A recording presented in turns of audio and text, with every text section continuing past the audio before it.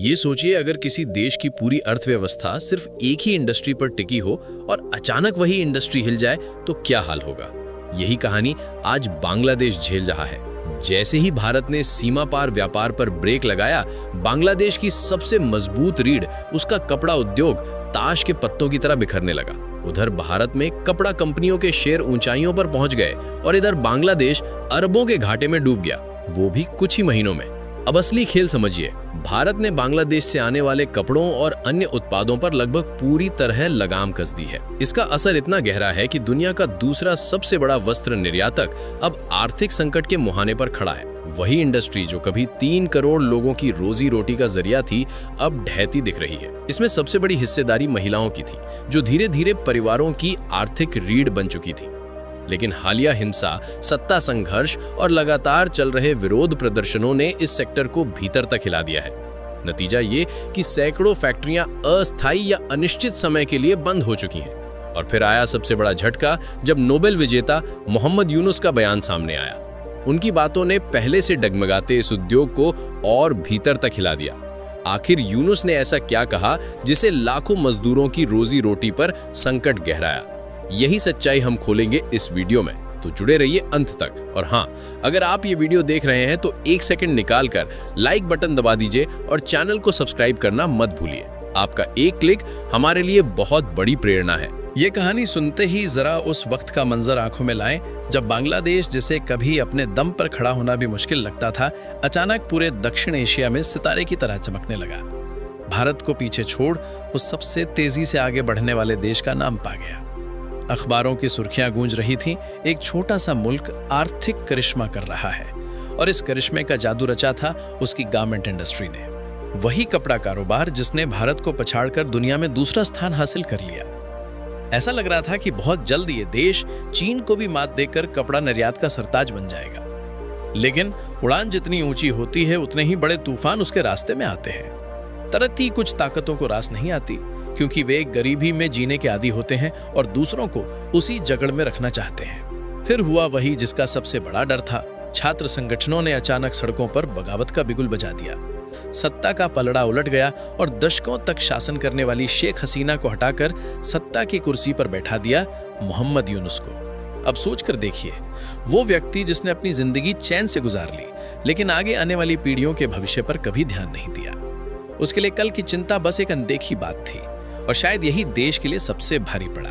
यह कहानी एक ऐसे मोड़ से शुरू होती है जब यूनुस की एक भूल ने पूरे बांग्लादेश को गहरे संकट के मुहाने पर पहुंचा दिया।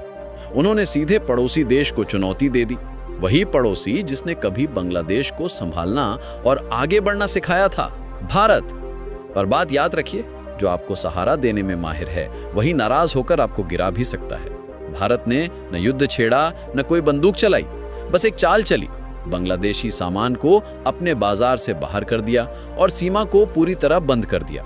यही फैसला बांग्लादेश की जड़ों को हिला देने के लिए काफी था। कुछ ही वक्त में तस्वीर बदल गई। जिस गारमेंट सेक्टर को कल तक देश की रीढ़ कहा जाता था, वही धीरे धीरे ढहने लगा। हर महीने अरबों टका का नुकसान, हजारों फैक्ट्रियों पर ताले और लाखों मजदूर बेरोजगार होकर सड़कों पर उतर आए। एक वक्त था जब यही उद्योग बांग्लादेश को वैश्विक मंच पर चमकाता था, लेकिन अब अंधेरे में डूबने लगा। दूसरी तरफ भारत के कपड़ा कारोबार ने इस गिरावट को मौके में बदल दिया। वो भारत जिसे बांग्लादेश कभी कड़ी टक्कर देता था, अचानक बाजार पर छा गया। भारतीय टेक्सटाइल कंपनियों के शेयर कुछ ही हफ्तों में 20% तक उछल गए।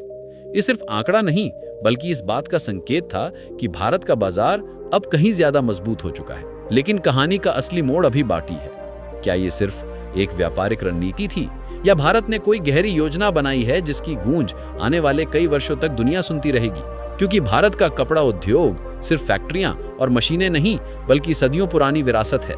बनारस की रेशमी साड़ियां, लखनऊ की चिकनकारी, सूरत का मलमल, लुधियाना के ऊनी परिधान, ये नाम किसी ब्रांड से कम नहीं, बल्कि देश की पहचान और शान है। हाँ, ऐसा वक्त जरूर आया जब चीन और बांग्लादेश ने आधुनिक कपड़ों की दौड़ में भारत को पीछे छोड़ दिया था, लेकिन लगता है अब बारी भारत की है अपनी पहचान को फिर से वैश्विक मंच पर स्थापित करने की। ये कहानी अब एक रोमांचक मोड़ ले चुकी है।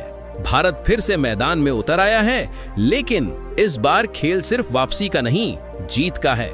असली पलटवार उस दिन हुआ जब भारत ने बांग्लादेश का ट्रांसशिपमेंट थाम दिया। उसी वक्त भारतीय कपड़ा उद्योग को जैसे नई उड़ान मिल गई, जैसे किसी पक्षी को अचानक खुला आसमान मिल जाए। दरअसल बांग्लादेश की कमाई का बड़ा हिस्सा इस पर निर्भर था कि उसका माल यूरोप, अफ्रीका और अरब देशों तक भारत के रास्ते से जाता था। लेकिन वो भूल बैठे थे कि इन बाजारों की असली समझ भारत के पास पहले से मौजूद है। कौन सा ब्रांड कहां बिकता है, कौन सी दुकान कितनी बड़ी है, सबका ब्यौरा भारत के पास था। नतीजा, जैसे ही उनका माल रुका, मांग तो वही रही, लेकिन भारत ने तुरंत मोर्चा संभाल लिया और मेड इन इंडिया के टैग के साथ उन्हीं जगहों पर अपने कपड़े भेजने शुरू कर दिए। गुणवत्ता पहले से विश्व प्रसिद्ध है, भारतीय टेक्सटाइल की बराबरी कोई नहीं कर सकता। कुछ ही हफ्तों में तस्वीर बदल गई। जहां कल तक बांग्लादेशी कपड़े दुकानों पर नजर आते थे, अब वहां भारतीय प्रोडक्ट्स की धूम है। इस नजारे को देख बांग्लादेश के बड़े व्यापारियों की बेचैनी बढ़ गई और उन्होंने मोहम्मद यूनुस से मदद की गुहार लगाई। यूनुस ने मजबूरी में चीन और पाकिस्तान का दरवाजा खटखटाया, लेकिन सच यही है, भारत के सामने ये दोनों मिलकर भी ज्यादा असर नहीं डाल सकते। उधर भारत ने सिर्फ बड़े अंतर्राष्ट्रीय बाजार ही नहीं, पड़ोसी देशों में भी पैठ जमानी शुरू कर दी। नेपाल, भूटान और श्रीलंका, सीमा से करीबी ये देश भारत के लिए आसान निशाना साबित हुए। आज इन देशों की दुकानों में बिक रहे कपड़ों पर सिर्फ एक नाम चमक रहा है, इंडिया। और बांग्लादेश के लिए ये दरवाजे अब शायद हमेशा के लिए बंद हो गए हैं। ये कहानी तब रोमांचक हो गई जब गल्फ देशों में अचानक भारतीय कपड़ों की मांग रिकॉर्ड स्तर पर पहुंच गई। ये वही गल्फ मार्केट है जहां पहले भारत और बांग्लादेश दोनों का प्रोडक्ट बराबरी से बिकता था, लेकिन जैसे ही भारत ने वहां अपनी पूरी ताकत झोंक दी, तस्वीर बदल गई। कुछ ही महीनों में बांग्लादेश का नाम पीछे छूटने लगा और मेड इन इंडिया की चमक हर तरफ फैल गई। अब सोचिए बांग्लादेश के लिए कितना बड़ा झटका था। गल्फ तक माल भेजना उसके लिए पहले ही महंगा पड़ता है, जहां भारत आधी लागत में जहाज और हवाई जहाज से अपना सामान पहुंचा देता है, वहीं बांग्लादेश को वही काम करने में लगभग 2 गुना खर्च करना पड़ रहा है। नतीजा, उसका सबसे भरोसेमंद सहारा बचा सिर्फ अमेरिका। लेकिन अब अमेरिका में भी खेल बदल सकता है। ट्रंप की नई व्यापार नीतियां साफ इशारा कर रही हैं कि भारत अमेरिका के बीच टैरिफ को लेकर कभी भी डील हो सकती है। अगर यह हुआ तो बांग्लादेश को जितना नुकसान होगा, उससे भी बड़ा घाटा खुद अमेरिका को उठाना पड़ सकता है। इधर बांग्लादेश को उम्मीद थी कि चीन मदद करेगा, लेकिन यह भी साफ है कि टेक्सटाइल बिजनेस में पहले से नंबर 1 चीन क्यों चाहेगा कि कोई और देश उसके पोर्ट से अपनी पकड़ बढ़ाए। चीन की प्राथमिकता साफ है, मदद नहीं, सिर्फ तमाशा देखना। आप खेल समझ रहे ना। 2023 और 2024 में बांग्लादेश ने भारत की ही जमीन का इस्तेमाल करके हजारों करोड़ का कारोबार किया, करीब 3,500 करोड़ का माल बेच डाला, जबकि उसी वक्त भारत का एक्सपोर्ट सिर्फ 92 करोड़ था। यानी हमारे ही रास्ते से गुजरकर हमें पछाड़ दिया। लेकिन अब हालात पलट चुके हैं। भारत ने वो रास्ता बंद कर दिया, बांग्लादेश का माल बीच में ही अटक गया और भारत ने वही मार्केट अपने कब्जे में ले लिया।